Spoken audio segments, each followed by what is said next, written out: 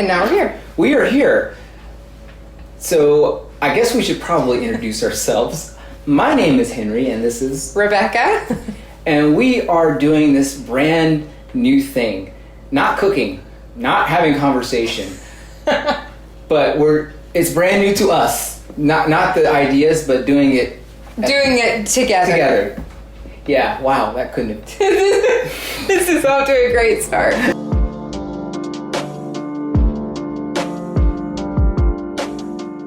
The concept is that we're going to make food and talk about interesting things. The hope is that we can invite you into a space that feels safe. I thought I was about to get barked at. Well, I did. Not a safe space for me. Wow. All right. So, what are we making today, Becca? We're making pasta. One of us has never made pasta from scratch before. Surprisingly. And I'm going to let her tell us the first thing that she thinks that we should do. Honestly, I have seen a few videos of some people piling up stuff in the middle of the table.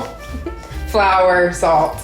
Mostly flour and salt? All flour. All flour. You make a well. Yes. You do egg yolks. And then you slowly incorporate the flour. You're very close. Wow. Yes. You are a learned person. Learned person. All right, so let's go ahead and do that. So we are going to measure out 3 cups of flour. This kind of flour. What kind of flour is this? Anna flour. You didn't even try. No. You didn't even try to pronounce. I don't think anyone could see. I'm not going to try either. I was waiting for you though. No, I love that you tried to put me out there, but you know what? Italian flour, that's the point. Yes. It's Italian flour, 100%. Yes, and so as I said before, we're going to measure out 3 cups of that. You want to use this one first? Yes. I mean, hey. We're going to probably need all of this and the other one. Oh yeah. Is there a specific type of pasta this is going to turn into? Yes. Also, this is a liquids measuring cup, so don't judge us. We're working in a kitchen that's not ours. All you can do is deal with the cards that you've been dealt. It's about the journey. That's right. And it's going to be a very delicious finish. Destination. Okay, how accurate are we being? You know, it's okay. I like how that looks. That feels right to me. I'm glad you had me not open this because I'm realizing now that it's probably good. Okay, do I just pour it on the table? Yeah, just pour it onto the table. That's fun. Yep. There we go. All right. I like where we are so far. Okay. That's perfect. I feel very teacher-student currently. That's probably the only thing I can show you. So now we can make a well in the middle. I did the first part. We have to kind of figure out our lanes of like. We're gonna figure it out while recording. We're gonna be just fine. I'm not as You good. and we have never cooked anything together. Nope, that's part of the intrigue. We've had good conversations, but we have never made food at the same time in the same place. It's interesting. You've done a square. He's done a square, guys. Listen, I'm doing it. This is not. I'm very good at making pasta, but the whole making this part of it. I'm slightly nervous because this is a desk. Yep. This crack is gonna be full of flour. Oh, you know, we can. Well, there's nothing we can do now. It's okay. We make it work. Yep. And now we're gonna go ahead and. How many eggs do we need for 3 cups? 5. Wow, that's like $4 million currently in today's inflation. This got depressing. Not meant to be. Okay, so what do we do with the egg whites? Oh, we're gonna put the whole egg in there. Oh, the whole egg. Whole egg. Okay. Cool. Let's go for it then. This feels very not right. I don't know why. It's because it's not in a bowl. And we're using a desk. And we're using someone else's desk. We're using someone's work from home space. Yay. If you're enjoying this video, please like and subscribe. We would love to have you along this journey of making food from scratch with us. And conversations from scratch between us. Back to the show. Wait, include that. 2020. Yep. Your desk can also be your kitchen island. Yeah, you make use of what you got. Yep. You can only deal with what? The cards you dealt. Let's take a bet on how many times we're going to use that metaphor in this episode. It's one of my favorite metaphors. That, and there's a phrase I say all the time that my roommate, he hates when I use it, so I use it more. It's beauty is in the eye of the beholder. I said that today. Really? Yeah. I really did. I actually said that to Katie today. Wow. I love to use that as a catch-all phrase. But here, maybe this is where the conversation starts. Is beauty really in the eyes of the beholder? Beauty is subjective. You could say it's a really nice day outside, and I could look at the same conditions and be like, that's crap. But it's subjective. Beauty is in the eye of the beholder. Because rainy days. Because rainy days what? Rainy days are crap. Well, yes. We both agree on that. Yeah. I have a hard time when it's raining outside. I'm like, oh. No, really, I'm not even exaggerating. That's how I am at home. Can I break this? No, you just put it back on. That's gonna give us fits the rest of the night. Do you kind of like scramble the eggs a little bit first? No, not really. You just work it all in. Nice. Can I try? Yeah. Does she have a little? Katie, you got a little? What do you call these things? Rolling pin? Rolling pin. Thank you. You got a rolling pin? Probably not. No. Remember, we have to rely on not having something. She also doesn't have pepper. I don't know what to do. You want me to get in there? Yeah. Can you go first? I'm a little not sure what to do. Absolutely. I want to see how you do it. First off, I'm just gonna kind of sprinkle it around the desk. Oh, like a little security blanket? Yeah, we need a little security blanket. Because it's about to get real messy up in here. This is the most tedious... Remember, we have a hole in our table. Yep. It won't get that far, hopefully. But we're just gonna, just like that, kind of give it a little... Now we're committed, right? Now. Okay, oh wow. Okay. We're gonna be all right, though. Okay. We'll just have to really clean this table off. Very worried about that. I'm not worried about it. It's the journey, right? That's right. Not the desk. No, the destination. I can't. That's like. That's literally far-fetched in the joke, but we have to buy a new desk. Can we buy a new desk? Yeah. Do you need some extra flour? No, not yet. I still have to work to incorporate these eggs in there. There's just some over here. I know. Thank you.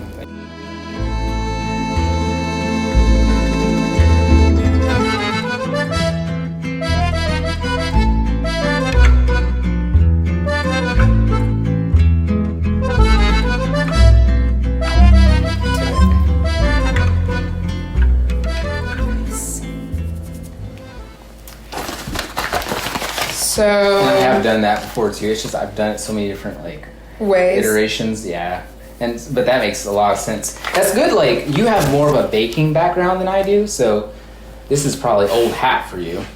Not old hat. I just feel like you have to create the yeast. Like you have to wake up the flour. When did you start getting a passion for baking? Ooh. I don't think it's a passion for baking necessarily. I think it's more of creating space and time to be attentive to what you're doing. It feels like you're in control of something, but really you're not. But it still allows you to learn and grow in ways. Mm-hmm. Let's see, maybe it was a mental health thing, honestly. I needed something to work through little traumas and triggers Yeah. and feel like I had some piece of control, some type of creativity.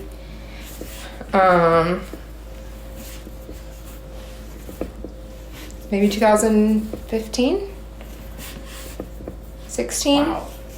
But I didn't act like I didn't do a lot of it more until maybe 2018. I watched a lot. I studied a lot of it. Not studied. That would be false advertisement. I didn't study. I actually did consider going to patisserie school in Paris back in 2020, but then the world shut down. Dang, that would have been really cool though. Right? I mean, who knows? Maybe it's this year. Mm-hmm. Wow. So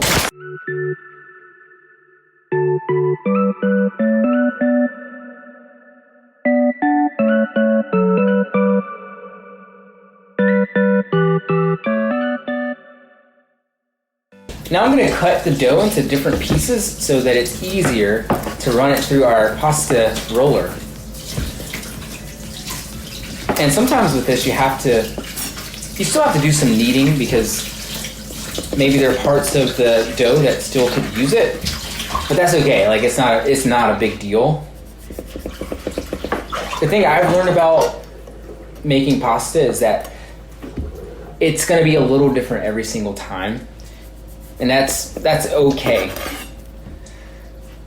And it makes it fun because you have to stay on your toes about what you're doing. And sometimes what I'll do with each different section is that I'll still go through the same process of kneading it, but it's easier because it's just easier because it's smaller. do you use a rolling pin or like a French roll or something at home normally? I like to, yeah, but as I said, you can only deal with the cards that you've been dealt. Anyway. So what's it like to move to a city by yourself without have you ever done that? Have you moved to a city by yourself where you didn't have community, you didn't? Yeah, when I moved, my first move as an adult was from the great state of Ohio to South Carolina, and I didn't know anyone. Moved to Columbia, South Carolina specifically, and for a while there, it was one of the most lonely experiences that I've ever had, and I think to this day, that's not a feeling I've felt to that degree since I made that move. So, what changed? How did I get out of that state of loneliness? I made friends, and how did you make friends? What was your first step? Like, what was the first thing you did to go about making friends when you don't know anybody to introduce you to anybody? Like, did you have a job when you first moved there? That was kind of like your... Yeah, but the job was in a different city, so even then it wasn't like the people that I knew there didn't live in the area that I lived. So when I moved there, one of my first thoughts... Yeah, what did I do? Yeah, community was really high on my agenda, but I don't know if I had... My solution at that time was to try different coffee shops. And so with the intention of trying to make friends. And I remember going to a coffee shop down there. I can't remember the name. It might not even still exist, but I went there and I was in a room full of people. And what struck me was that nobody in this room full of people even noticed that I was there. And I remember sitting there and I started bawling. And I'm not someone that cries often, really, at all, really. And I went back to my car and I just sat there and continued to just be really sad. And I almost decided to go home because I just felt like, I don't see what the point is of still being out because it's just me. And I remember feeling like I needed to go to one more coffee shop. So I sat there for a minute trying to work up the energy to do that because I was not in that headspace. And I went to this next coffee shop. I stood in line with someone, and I think I remember striking up conversation with this person. And in that conversation, I ended up telling them, I actually don't have any friends, which that's a very vulnerable thing to share with a stranger. And I remember he and I talked, and then he invited me to a table with his friends. And that was like the first little nugget of friendship that I felt, or like community that I felt when I moved there. So I think that small moment began to change things for me. So wow, that's really hard. I don't know if that's not, well, actually, I will take that back. One of my best friends today I met at a coffee shop. So, but I admire the fact that like you went up and like striked a conversation with someone. Yeah. Because I am not necessarily the person that would do that. I would just let something natural play out. Yeah. And then happen to strike, like let that, so unintentionally, like I would probably allow conversation with the bartender or what do you call the person that works at a coffee shop? Barista. I would just like let that continue and ask them like, where do you go to meet people and hang out, and try to like make a connection, be a familiar face in that way, or make a passing comment rather than like go up and. It's very bold. I don't think I'm a very bold person. I think in that moment it was more desperation. Yeah. Like somebody talk to me. Because it was lonely. I think it's hard when I moved from a city in which I knew a lot of people and felt such deep community, and having to make that hard decision to leave and then be put in a place where I didn't know anyone. It's almost like you forget how to approach people, and it's not like kindergarten on the playground and be like, what's your favorite color? Right. Mine's blue. Mine too. Right. Okay, Yeah. We're best friends. Right. No, not like that at all. So I think I've just been fortunate. So I appreciate you thinking that I was being bold in that moment, but I think it is bold. I think vulnerability is bold. Yeah. Because that's courageous. That's acting in fear. Mm. You know what I mean? So like something you say you were desperate, but like desperation has pushed many people throughout history to like do very bold things, make a lot of changes. You know? Yeah. I think what's interesting is that we don't always operate out of that place of desperation. Even like beautiful things can come from a place of feeling desperate. But I wouldn't wish to always feel desperate. Yeah, you don't want desperation to be always the source of being able to be courageous or being able to be bold. But sometimes it's necessary in order to get something going. Yeah. And it maybe can create a sense of confidence eventually that allows you, because I feel like you're one of my friends that I feel like Henry, like he knows everybody, like everyone knows you. So to think of you as a person that was in a community that no one knew you is hard for me to grasp because of who I know you to be now. Yeah. Not that you weren't who you are now then, but just like you've learned how to develop community in such a way you've built a life for yourself now here. Yeah, it's strange. It's like, it's hard for you to relate to that period because you only know what you've seen. But I definitely remember that, like, back of my hand. Like, I think that's one of the reasons why it's hard to want to go through something like that again. Yeah, that was really hard the first time. Oh my goodness, I felt that so much when I first moved to Charlotte in 2019, I moved here, and so I first met you not long after you had moved here. Mm-hmm. Yeah, we first met very early on in my time, and it was very. I knew 2 people here, and neither of their circles like interacted, and so I felt very much like I either have like this friend group I could attach to or meet people through, or I have that, and they both didn't quite fit what I was looking for and for the community I was needing. And Brielle just popped into my life, literally walked in the door and was like someone a community builder. And I kind of leached onto her and was like, I'm following you around like a lost puppy. And through that, just met so many people. So I think two things can happen in that moment. A, you could decide to do what you did and latch on to Brielle and be like, okay, I'm gonna make friends, even if it's through her and because of her, I'm gonna make friends.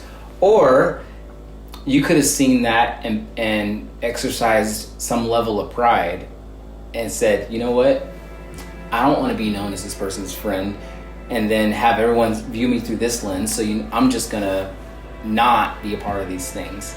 So I think it's really cool that you made the decision that you made, because I think that you have to exercise an extraordinary amount of humility to do that, in my mind. So to like join into someone else's friend group? Yeah, because I think that's really hard. It was very intimidating. I will say it's more intimidating to join someone's friend group that's already established and everyone has their inside jokes. Because it was very difficult because I was coming in significantly older than everyone. Yeah. And a different time in life and different experiences and beliefs. And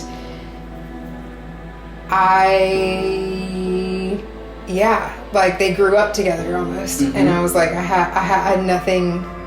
I felt very much of like, what do I bring to this table? How can I bring something to this table that's of value? Not that my worth would be in what I bring to the table, but just that recognition of, in community, you contribute to community. Yeah. And instead of sitting back and letting things pass by and like just assuming people were going to pursue me in a friendship, that I was like, I have to go and interact with them and have these conversations. And so I think what I did was I would find myself finding ways to help. Like, where is the need in the room that I can just step in and help clean up the party or help bring something? How can I do something? Little things, and then that would introduce me to the little wallflower here, or the person that also feels awkward. And I could be like, oh, I'm new here too. And like, by helping bring other people in, it allowed me to feel like I also belong. Does that make sense? Yeah, it makes perfect sense. I knew when I first met you that you were a deep well. And I think since then, what I've learned has only affirmed and confirmed what I first thought anyway. Like, you are thought so highly of by the people that I know that know you. It's very sweet. Yeah. It's like whatever Becca says, her word is gold. So, and I think that speaks... Take me off that pedestal. I don't want to be there. Well, sure, but like that speaks a lot as to who you are and what you mean to people. So... It's very sweet. That's gonna make me cry. Yeah, absolutely. No, I think it's just how can you? Maybe this is looping us back around to the empathy of, I don't know how you can truly invest in community, like truly, genuinely invest in community and not become emotionally involved and responsible for that community. That you ultimately serve and are a part of. Yeah. And so I think there's that empathy that comes with that develops in that.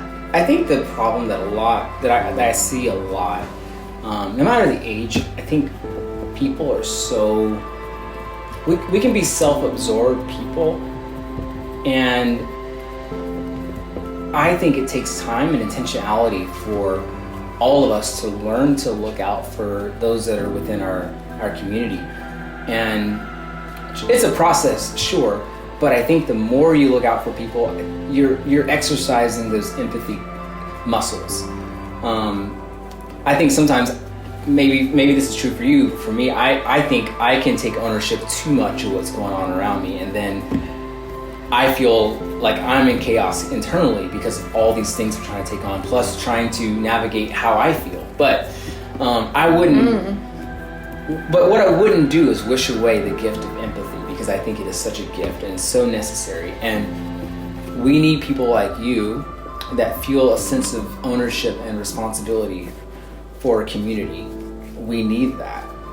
And I just think anyone who knows you is very fortunate to know you because of that. I feel the same way about you.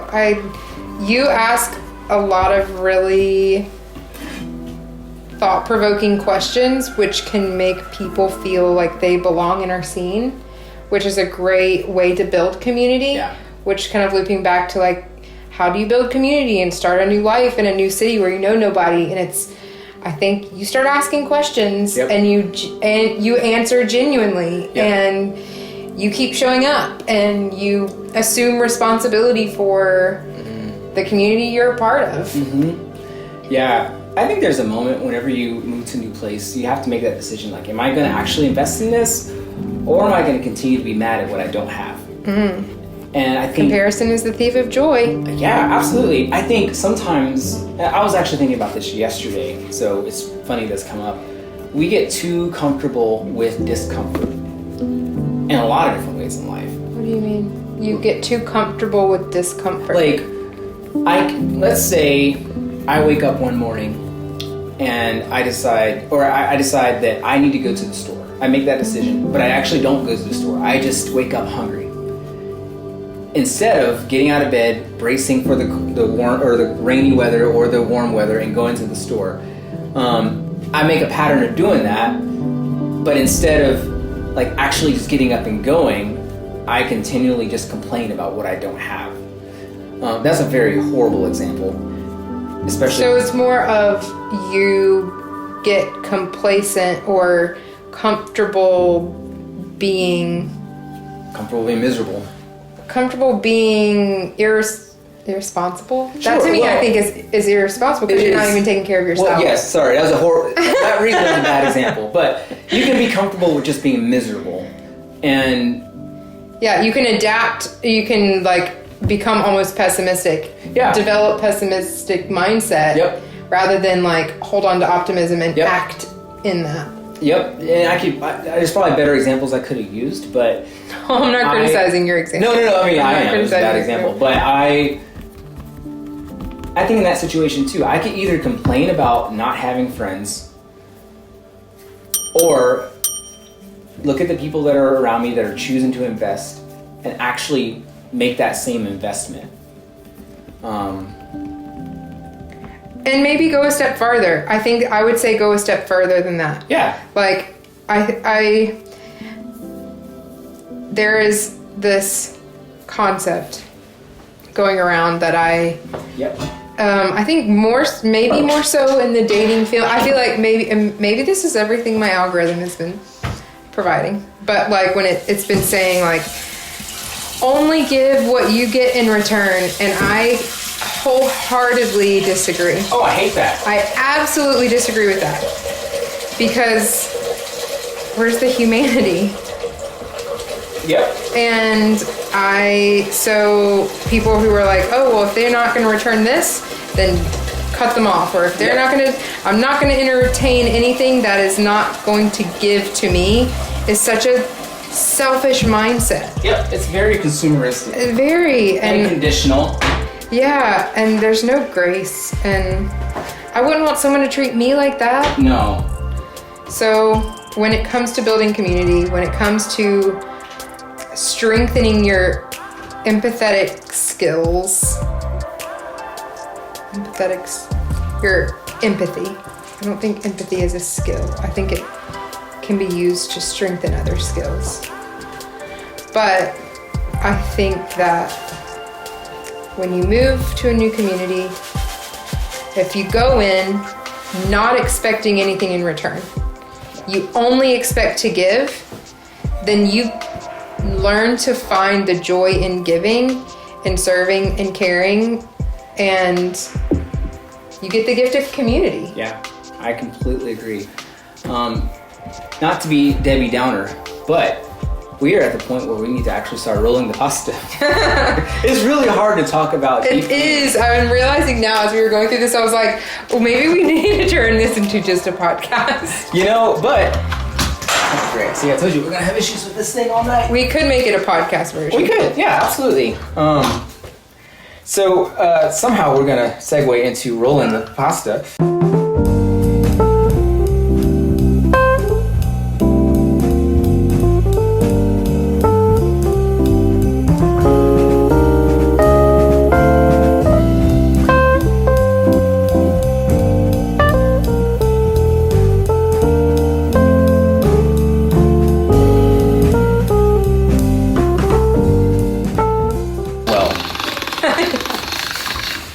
Whatever that means.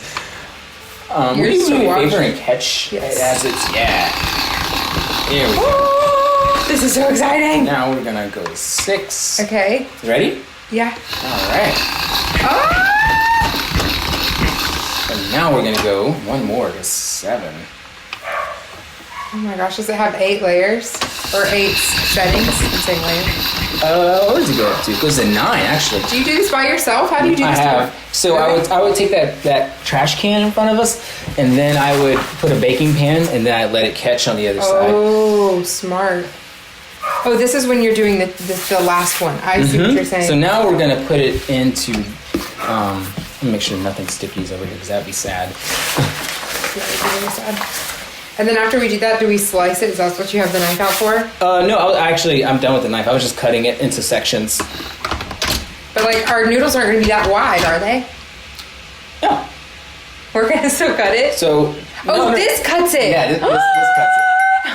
I thought we were cutting it by hand. Okay, so you want to go on the other side and catch? Yeah. All right, this is going to happen real fast.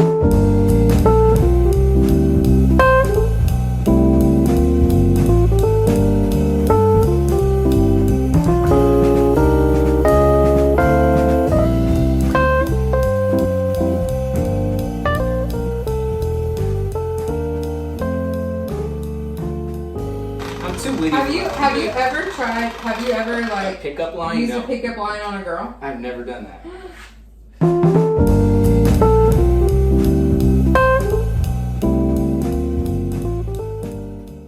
Do pickup lines work? Maybe that's someone would have to use one on me, and then I'd know. That didn't work. That's a good experiment. The truck doesn't know whether or not what he does works. Only the object that he's pulling knows. That's not true. But is that a saying? No, I just made that up. That cannot be a saying. That cannot be a saying.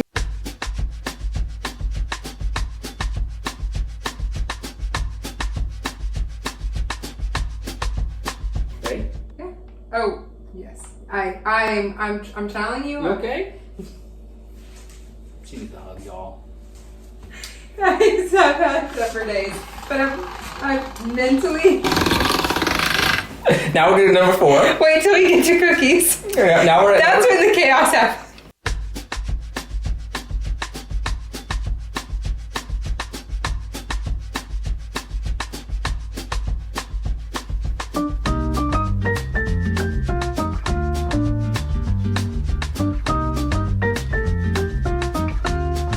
Oh, no oil. We did? Yep. Sorry, I already put the water full of salt. Oh, Come on in. It's okay. Now we're gonna. The water's fine. Now we are going to dump all of these. You're not going to be able to see it. We're just gonna do it. We're just gonna do it. Wow! Look at that. I was watching a video where they were swirling them in. Oh, they fancy. Yeah, into like little. You're like really doing it. Well, yeah. It's only one way to do it, and that's by really doing it. I don't know. Interesting. Okay. All right, fam. Now, we're going to do a couple other things. We're going to warm up our pesto, and we're going to warm up our meatballs. And by the time that is done, we will have pesto pasta. Am I going to be cut off for this? I think we need a break.